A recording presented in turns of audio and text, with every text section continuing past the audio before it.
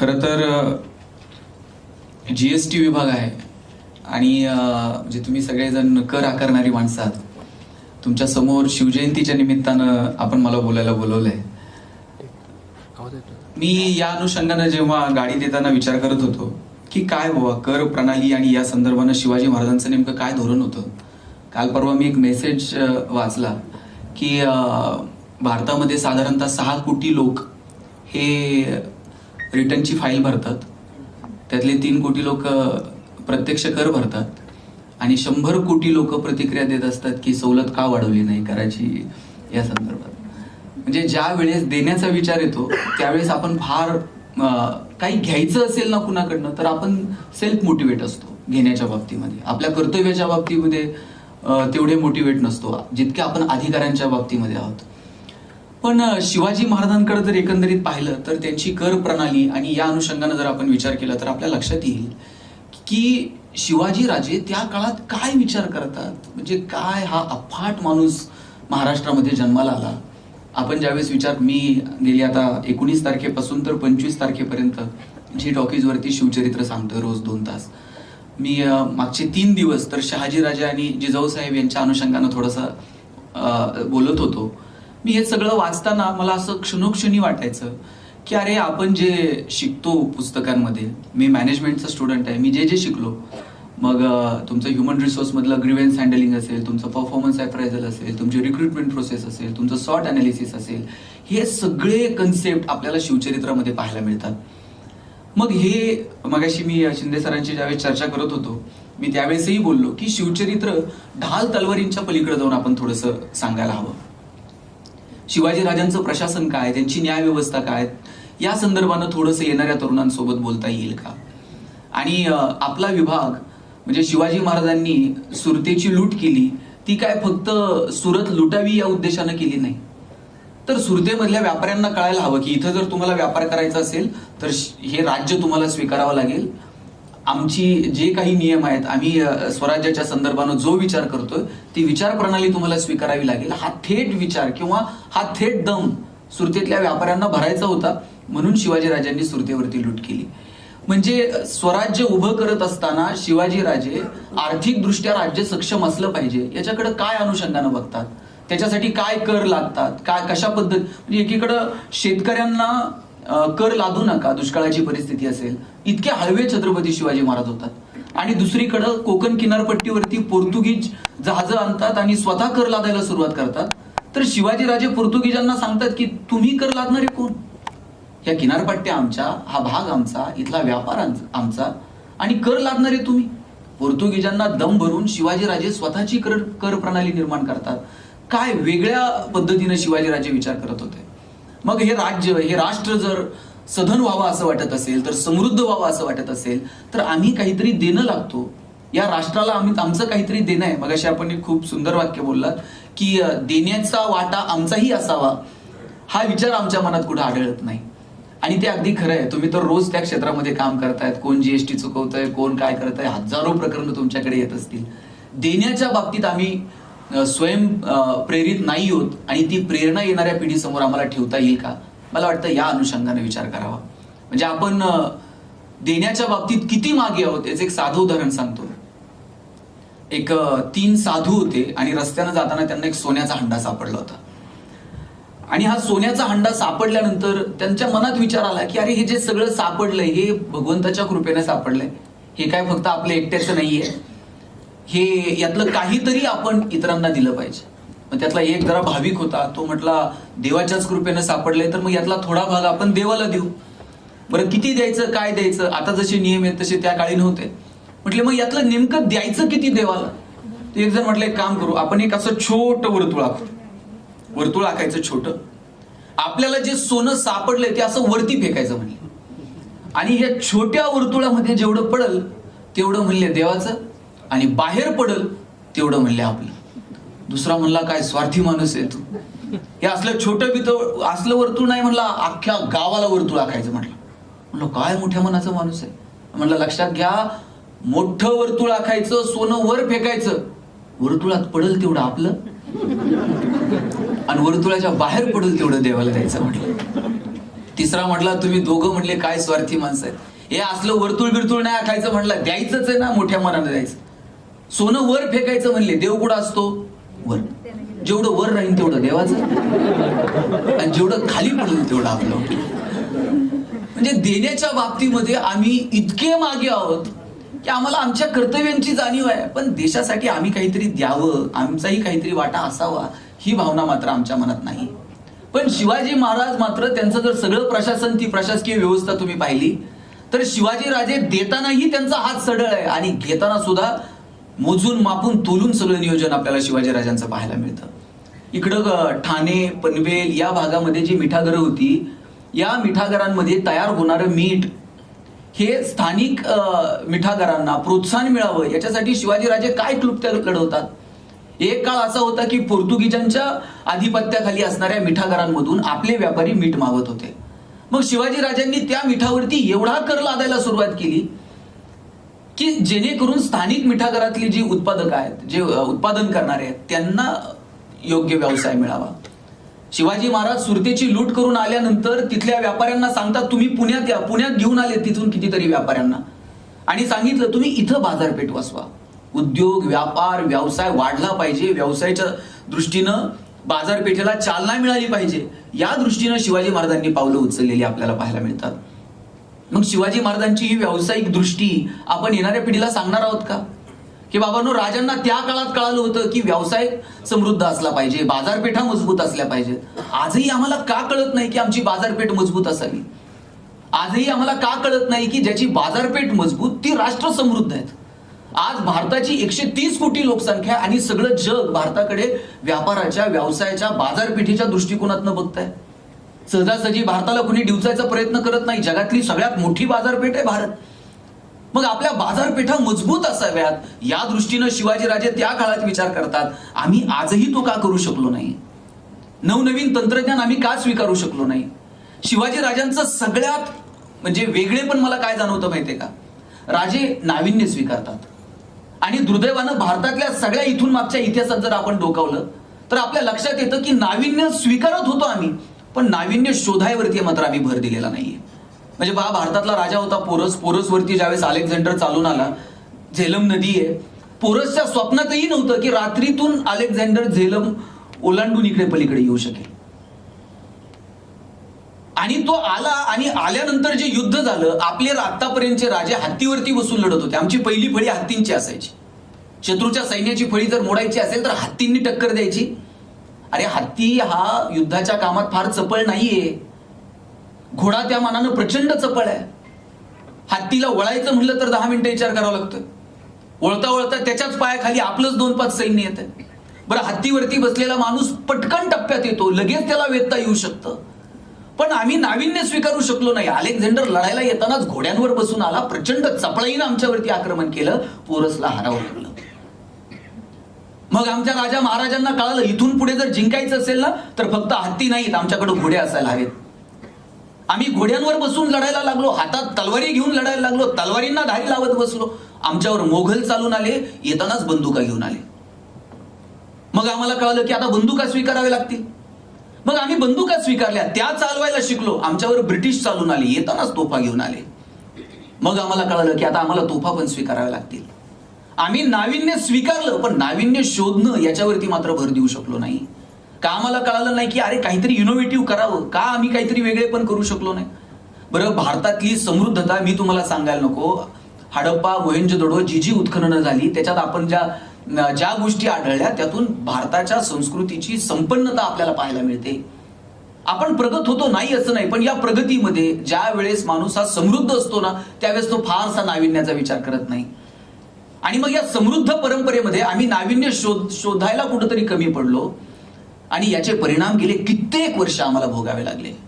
शिवाजीराजांचं वेगळे पण याच्यासाठी की शिवाजीराजांनी नवनवीन तंत्रज्ञान शोधण्यावरती भर दिला, नवनवीन युद्धनीती आत्मसात करता येईल का याच्यावरती भर दिला, नवनवीन कल्पना आपल्याला आपल्या राज्यामध्ये आजमावता येतील का याच्यावरती शिवाजीराजे भर देतात. आणि म्हणून शिवाजीराजे युगपुरुष ठरले. काय शिवाजीराजांचं वेगळेपण आहे हो? सैन्य भरती करताना त्यांनी कोणत्या गोष्टीला महत्व दिलं? और लिंबू टिंबू पोरं गोळा केली, त्यांच्या हातात समशिरी दिल्या आणि सांगितलं स्वराज्य निर्माण करावं लागेल. शिवाजी राजांचं वेगळेपण काय माहितीये? शिवाजी राजांच्या अगोदरही शूरवीर होते, नाही असं नाही, पण शिवाजी राजांनी धाडस दाखवलं ना, ते धाडस म्हणजे स्वप्न पाहायचं धाडस दाखवलं. याच्या अगोदर कुणी स्वप्नच पाहायला तयार नव्हतं की अरे आपलं आपलं राज्य असू शकतं, आपलं एम्पायर असू शकतं. हे स्वप्न पाहायचं धाडस सुद्धा कुणी करत नव्हतं. शिवाजी राजांनी ते धाडस दाखवलं आणि ते धाडस त्यांच्या ठाई निर्माण केलं ते त्यांच्या आई वडिलांनी. जिजाऊंची भूमिका फार महत्वाची आहे, शहाजीराजांची भूमिका फार महत्वाची आहे. शहाजीराजे तर स्वराज्य या संकल्पनेचे हे पहिली कल्पनाच शहाजीराजांच्या मनात येते की स्वराज्य असावं. स्वराज्याचा संकल्पच शहाजीराजे करतात. अरे तिकडे निजामशाही बुडली तर मूर्तिजाला गादीवरती बसवलं संगमनेर जवळ नेऊन आणि स्वतः शहाजीराजे राज्यकारभार पाहायला लागले. काय राजकारण आहे शहाजीराजांचं. आणि शिवाजीराजांनी ज्या कुरापती सुरुवातीला सुरू केल्या त्याला लगेच कुणी हात लावायला तयार नाही. कारण का? कर्नाटकात शहाजीराजे 10-20 हजाराची फौज घेऊन उभे, इकडे शिवाजीराजांना थोडंसं डिवचायला जावं तर तिकडे कर्नाटकात शहाजीराजे धुवा उडवून टाकतील याची जाणीव या सगळ्या शहांना होती. म्हणून शिवाजीराजांच्या सगळ्या राजकारणामध्ये शहाजीराजांची भूमिका फार महत्वाची राहिलेली आहे. आणि त्याही पुढे जाऊन शिवाजीराजांच्या मनात स्वराज्याची संकल्पना निर्माण करणं, त्यांना ते स्वप्न दाखवणं, त्यांच्यामध्ये ते धाडस निर्माण करणं, यात भूमिका राहिली आहे ती जिजाऊंची. आपल्या मुलाच्या जडणघडणीमध्ये आई वडिलांचा काय वाटा असू शकतो ना, हे शिवाजीराजे, शहाजीराजे आणि जिजाऊंकडे पाहून आपण शिकायला हवं. अफजल खानाला भेटायला निघाले शिवाजीराजे. अफजल खानाला भेटायला निघाल्यानंतर शिवाजीराजांच्या चेहऱ्यावर थोडीशी अस्वस्थता दिसते.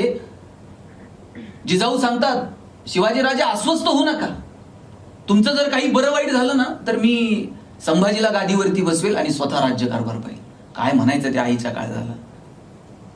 अरे आमचा संकल्प मोठा आहे, इथं स्वराज्य उभं राहिलं पाहिजे. आणि मगाशी आपण प्रास्ताविक करतानाही म्हटलात की हे राज्य आम्हाला आमचं वाटावं.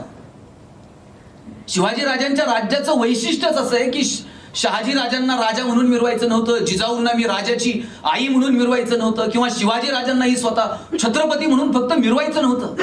रयतेचं, जनतेचं, सामान्य माणसाचं न्याय देणारं राज्य निर्माण करावं हा साधा प्रामाणिक हेतू होता. म्हणून शिवाजीराजांचं राज्य हे सगळ्या जगामध्ये त्याची नोंद घेतली गेली. हे आपल्याला येणाऱ्या पिढीला सांगावं लागेल की बाबा रे, राज्य काय असतं, प्रशासन काय असतं, तिथली न्याय व्यवस्था काय असती, ह्या छोट्या छोट्या गोष्टी आपल्याला पोहोचवाव्या लागतील. मी तुम्हाला 2-3 उदाहरणं सांगेल की काय बाबा शिवाजीराजांची रिक्रुटमेंट प्रोसेस काय होती, शिवाजीराजांचं व्यवस्थापन काय होतं. साहेब, प्रतापगडाचं युद्ध आपण पाहतो आणि प्रतापगडाच्या युद्धामध्ये अफजल खानाचा कोथळा बाहेर काढला हे फक्त सांगितलं जातं. ते मोठं शौर्य होतं. अफजल खानाला मारणं इतकं सोपं नव्हतं. अफजल खानाच्या वधानंतर भारतात नव्हे, भारताच्या बाहेरही शिवाजीराजांच्या पराक्रमाची चर्चा झाली. मी ज्या नगर तालुक्यात पारगाव नावाचं माझं छोटंसं गाव आहे, माझ्या गावामध्ये 1624 मध्ये भातोडी पारगावची लढाई झाली. गनिमी कावा ही युद्धनीतीचा श्री गणेशाच त्या माझ्या गावातल्या लढाईतनं झाला. म्हणजे एकीकडे निजाम होते, एकीकडे आदिलशहा आणि मोघल एकत्र होते. आदिलशहा आणि मोघल यांनी एकत्र येऊन निजामशाही संपवायचं ठरवलं. निजामशाहीचा वजीर होता मलिकांबर आणि त्याच वेळेला निजामशाही मलिकांबरचं वय झालं, 80 वर्ष वय होतं. निजामशाहीचं नेतृत्व तरण्याबाण शहाजीराजांनी केलं आणि एवढ्या मोठ्या सैन्याच्या विरोधात लढायचं कसं, शहाजीराजांनी रात्रीतून तलाव फोडून दिला आणि त्यात सैन्य वाहून गेलं. ही गनिमी कावा ही युद्धनीती, तिथून प्रारंभ आहे या युद्धनीतीचा. आणि त्या लढाईनंतर सगळीकडे नाव झालं उत्तरेत शहाजहान आणि दक्षिणेत शहाजी. म्हणजे शहाजी राजांच्या सगळ्या कारकिर्दीला कलाटणी देणारी जशी पारगाव भातोडीची लढाई ना, तशी शिवाजी राजांच्या कारकिर्दीला कलाटणी देणारी लढाई जर कोणती असेल तर प्रतापगडाचं युद्ध आहे. या प्रतापगडाच्या युद्धामध्ये अफजल खानाला मारलं हे लोकांपर्यंत पोहोचलं, पण त्याच्या पाठीमागे काय कल्पना आहे, त्याच्या पाठीमागे काय युक्ती आहे, काय प्लॅनिंग आहे. प्लॅनिंग म्हणजे काय? आपल्याकडे मॅनेजमेंटमध्ये प्लॅनिंगची व्याख्या थिंक बिफोर ऍक्ट. कोणतीही कृती करायच्या अगोदर केलेला विचार म्हणजे, किंवा proper utilization of the resources. तुमच्याकडे जे रिसोर्सेस आहेत ते तुम्हाला प्रॉपर वेनं युटिलाइज करता आले पाहिजेत, याला आपण प्लॅनिंग म्हणतो. शिवाजी राजांकडे जे जे रिसोर्सेस आहेत ते प्रॉपर वेनं युटिलाइज केलेत आणि अफजल खानाला प्रतापगडाच्या पायथ्यालाच घेऊन येणं हाच फार मोठं नियोजन होतं. फार मोठं नियोजन आहे. समोरासमोर जर युद्ध लढलं असतो तर अफजल खानाच्या सोबत लढणं आणि एवढ्या मोठ्या सैन्याचा प्रतिकार करणं सोपं होतं? अगदीच सोपं नव्हतं. मगाशी आपण पानिपतच्या युद्धाचा लढाईचा उल्लेख केला. अब्दालीच्या समोरासमोर लढावं लागलो आणि समोरासमोर लढत असताना आमच्या बरोबर फक्त सैन्य नव्हतं, एवढ्या सगळ्यांना घेऊन आम्ही पानिपतला गेलो होतो. बरं, तिथं थंडीच्या त्या सगळ्या दिवसांमध्ये अब्दालीच्या सैन्याच्या जे कपडे होते ते त्या निसर्गाशी जुळून घेणारे होते. आमच्या सैनिकांना साधे ते कपडे मिळू शकले नाही, आमच्या घोड्यांना 2 दिवस पाणी मिळू शकलं नाही, खुराक मिळू शकला नाही. बरं, एवढं सगळं असून दुपारच्या टप्प्यात पानिपतचं युद्ध आम्ही जिंकू का काय अशा अवस्थेत होतो. तर सूर्याची तिरपी करणं अशी पडायला लागली. बखरींमध्ये उल्लेख आहे, भानामती व्हावी तसे सैन्य खाली पडायला लागलं. निसर्गाच्या सोबत निसर्गातल्या सगळ्या अवस्थेचा विचार करून पावलं टाकणं हे शिवाजीराजांच्या इतिहासात बघा. शिवाजीराजांनी सगळ्या नैसर्गिक संपत्तीचा इतका वापर केला, प्रतापगडाच्या पायथ्यालाच का बोलवावं. पहा, मोरे जे जावळीचे, त्या जावळीच्या मोऱ्यांना शिवाजीराजांनी पत्र लिहिलं होतं, जावळीमध्ये परकीयांना आश्रय देणं थांबवा, अन्यथा जावळी मारून कैद करू. मोऱ्यांनी उलट पत्र लिहिलं, याल जावली तर जाल गोवली, या वाट बघतोय तुमची. तुम्ही नावानं राजे आहात, आम्ही जन्मानं राजे आहोत. ही जावळी आमच्या मालकीची आहे, तुम्ही या. तर शिवाजीराजांनी परत पत्रव्यवहार केला नाही. 4 महिने थांबले. 4 महिन्यानंतर जावळीवरती शिवाजीराजांनी आक्रमण केलं. एक मोरे सोडला नाही, फक्त प्रतापराव मोरे तेवढा पळून गेला आणि तो आदिलशहाला जाऊन भेटला. जावळी जिंकली. जावळी जिंकल्यानंतर काय झालं असेल, सगळ्या जावळीत फ्लेक्स लागले, राजे आपला हार्दिक अभिनंदन. खाली 2-4 लिंबू टिंबू, एकाच्या हातात तलवार, एकाच्या हातात ढाल. काय केलं काय? जावळी जिंकल्यानंतर कोणती पार्टी झाली नाही, कोणतं काय नाही, सेलिब्रेशन नाही. राजांनी त्या दिवशी सांगितलं, मोरोपंत समोरचा जो भोरप्या डोंगर आहे ना, त्याच्यावर एक दुर्ग बांधायला घ्या. पैसे नसतील तर राजधानीवरून पुरविल, परंतु दुर्ग बांधायला घ्या. डोंगराची निवड केली, दुर्ग बांधायला घेतला. 1656च्या पूर्वार्धामध्ये दुर्ग बांधायला सुरुवात केली. 1659च्या पूर्वार्धामध्ये तो बांधून पूर्ण झाला. 1659च्या उत्तरार्धामध्ये अफजल खान स्वराज्यावरती चालून आला आणि त्यावेळेला अफजल खानाच्या एका तुकडीचं नेतृत्व प्रतापराव मोरे करत होता.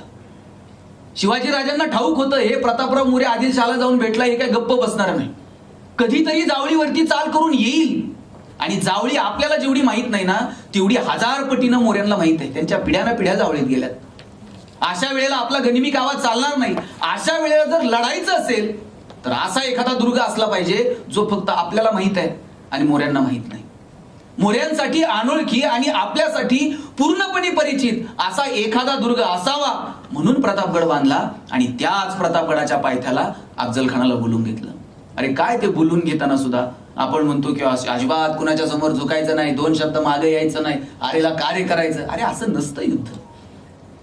शिवाजीराजे पत्र लिहितात अफजल खानाला, आम्ही तुम्हाला घाबरलोय, तुम्ही किती ताकदवर आहात. टप्प्यात आणले अफजल खानाला. 2-2.5 हजार सैन्य घेऊन मधल्या टप्प्यात आल्यानंतर परत वकिलाकडनं निरोप दिलाय की राजे प्रचंड घाबरलेले आहेत. एवढं सैन्य घेऊन जर तुम्ही वरती आलात तर राजे तुम्हाला भेटूच शकत नाही, मोजके 5-10 जण घेऊन या. राजांना कळालं सय्यद बंडा सोबत आहे, परत निरोप धाडला, सय्यद बंडाला शामियानाच्या बाहेर उभं करा, नाहीतर मी भेटत नाही. प्रत्येक गोष्टीच्या पाठीमागं विचार आहे हो.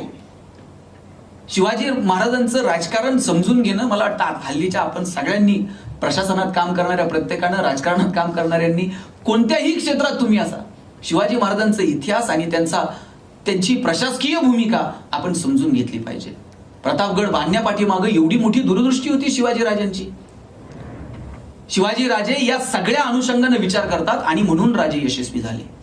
निसर्गासोबत शिवाजीराजे जुळून घेतात. निसर्गातल्या प्रत्येक गोष्टीवरती राजे, म्हणजे निसर्गाच्या संबंधानं केवढा मोठा विचार आहे शिवाजीराजांचा. बरं, फक्त युद्धासाठी निसर्ग वापरणं नव्हे, त्या निसर्गाला आपण काहीतरी देणं लागतो. गेली कित्येक वर्ष आपण फक्त निसर्गाला ओरबडतोय.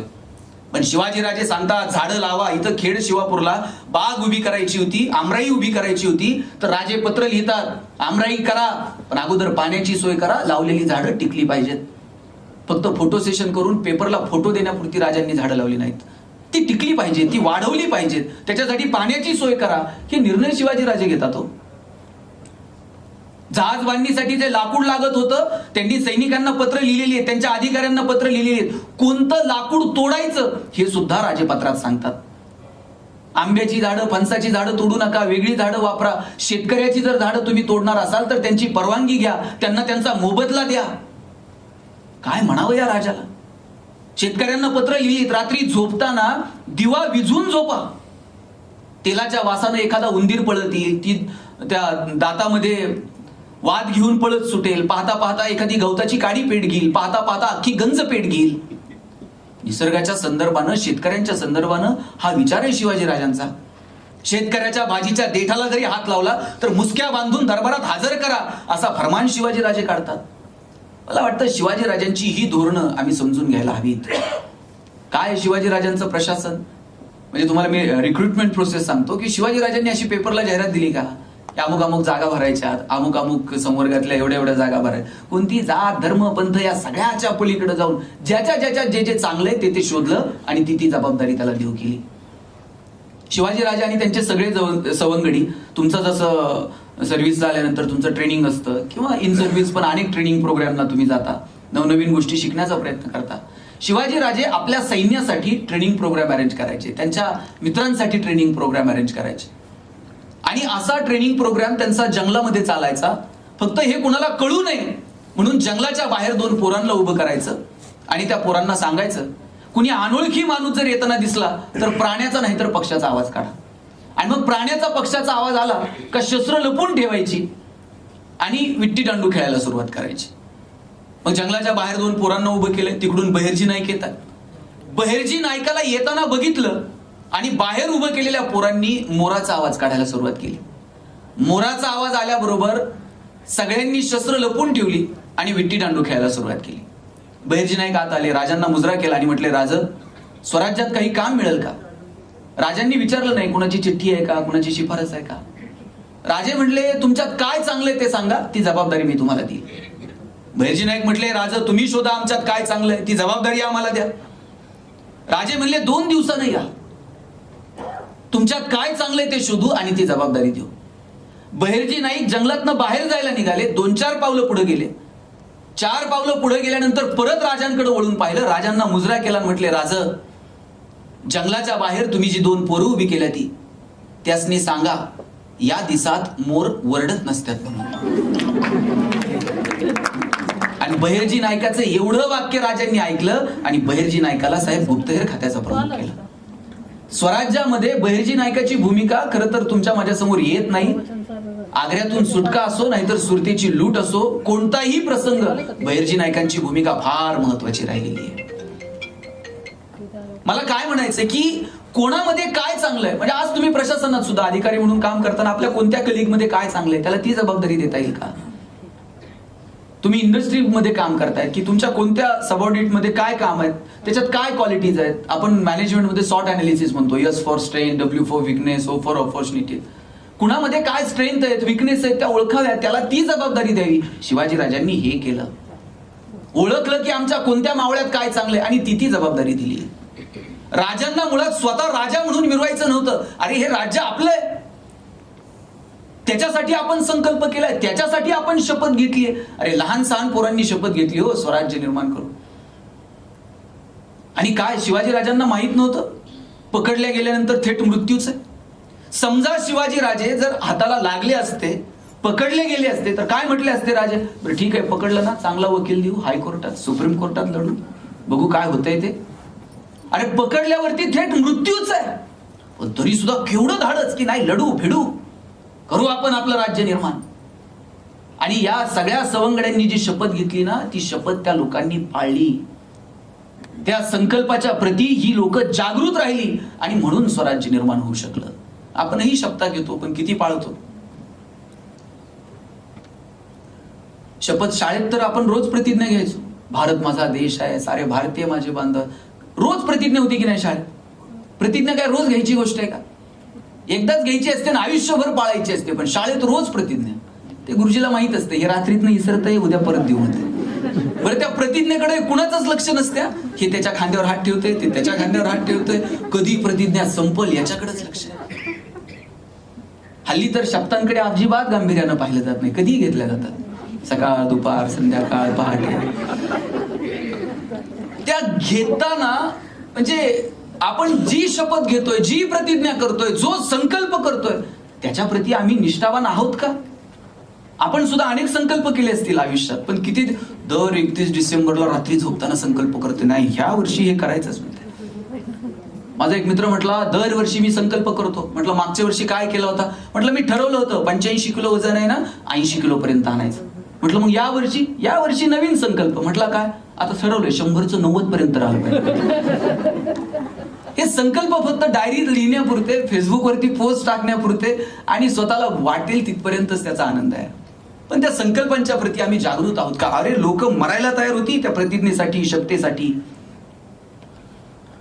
या सवंगड्यांनी ठरवलं स्वराज्य निर्माण करायचं आणि इतर गोष्टींसाठी कुणाला तरी मारणं हे मी समजू शकतो, पण स्वराज्य निर्माण व्हावं आणि आमचा राजा जगावा याच्यासाठी स्वतःच्या प्राणांची आहुती देणं आणि तेही समोर दिसत असताना, हे वेगळेपण आहे शिवाजी राजांच्या सगळ्या कारकिर्दीचं.